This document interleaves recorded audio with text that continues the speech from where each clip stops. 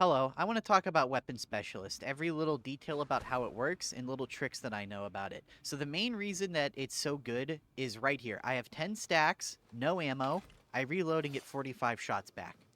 Okay, so the way that this works, well, I guess we'll start like this. So one, it encourages you to go down this tree, which is, I mean, you should be going down this tree anyway.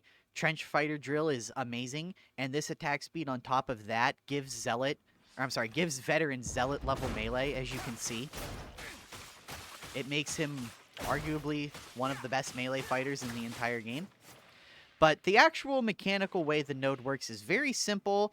It's also very addicting because it's a very simple gameplay loop. You get kills with one weapon to enhance the other weapon. So you get a kill with your ranged weapon. Then you swap to your sword or whatever, and that gives you attack speed, dodge rating, and toughness if you take that node. Then you use the enhanced melee to stack up kills to get a guaranteed crit on your gun, and you shoot faster, but it's only for the first shot, so it doesn't really matter. So, after 3 stacks, you can swap, and you get a guaranteed critical hit. Now, this has some insane synergy with the plasma gun specifically, because the plasma gun, you don't ever really want to vent, and you don't want to be at low heat or too high of heat. So this constant back and forth swapping playstyle is literally perfect for it. And Always Prepared allows you to cheese out reloads. Because the way Always Prepared works, this is where I see a lot of confusion. The less ammo you have, the more you get back from Always Prepared. So it's 3% per stack from what's missing in your magazine. So, the plasma gun has a 135 round magazine. So if we get 3 stacks, it'll restore 33% of what is missing. So if we're missing 135 shots, it gives us 33% back. And this is why you virtually never have to reload. Because you can see how if you're just pulling this out, getting a kill, and then getting a few kills here, pulling it out, maybe you're trying to kill a pack of crushers, and then you try to kill a pack of bulwarks, and you can see we're down to like 109. Then you go back and you fight this guys. You get a couple kills here, then you pull it out again, and you see how it's fighting the amount of ammo because it's constantly going back up. It also gives you something to do while the weapon naturally vents, so you're not standing here doing this. Now, here's a really important trick to this weapon. You can build stacks from anything. It doesn't have to be weapon kills. So let me give you a good example of this. You're fighting the Horde.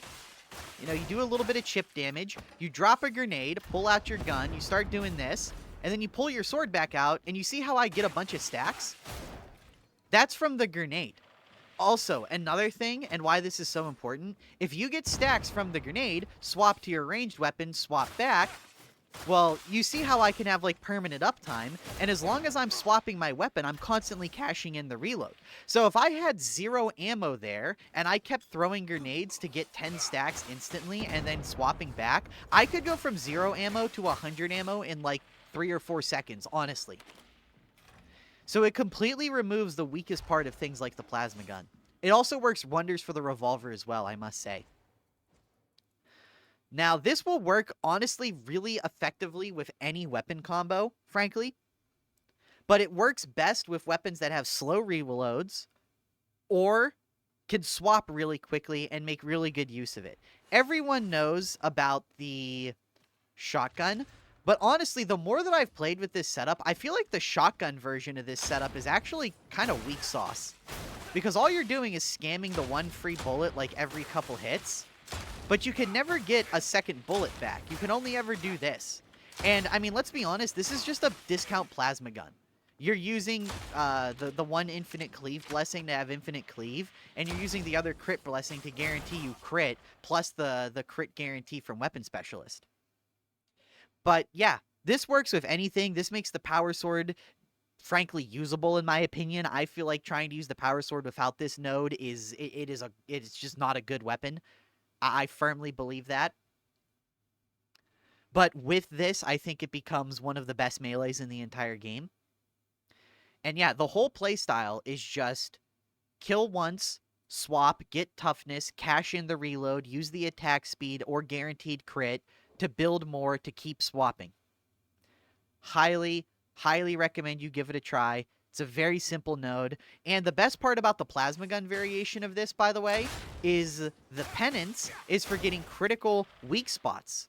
Well, that actually is how you would play this anyway. Because as soon as you get 3 stacks, you have a guaranteed crit. A guaranteed plasma crit hitting the weak spot of most anything is going to kill it. So the penance comes incredibly, incredibly naturally just by, like, you know, just by using this. So, like, you know, I definitely think it's the best overall veteran keystone, and I just kind of wanted to talk about it because I see people not fully understanding it. Another thing that synergizes so shockingly well with this, and I super underrated, was Out for Blood. Let me just show this off, by the way, since I can, since you're right here. So you would pull this out, you swap this, get your toughness back from on your toes, and then since you're shooting through to get a bunch of kills, Out for Blood is proccing on all these kills, and every time you swap to get more kills, it's also giving you that extra layer of defense. So it just creates a super perfectly synergistic builds, where it adds an extra use for your grenades in that it gives you stacks. It gives you a way to regenerate toughness every, like, 2 seconds, or really 1.5 seconds. Because you're swapping, and then you do this, then you swap, and then by the time you're ready to swap again, you're getting this back. It just adds another layer of micromanagement, but when you do get good at micromanaging all this stuff, I truly think this build can shine. Okay, I'm going to stop waffling on about this now, but I hope it makes sense.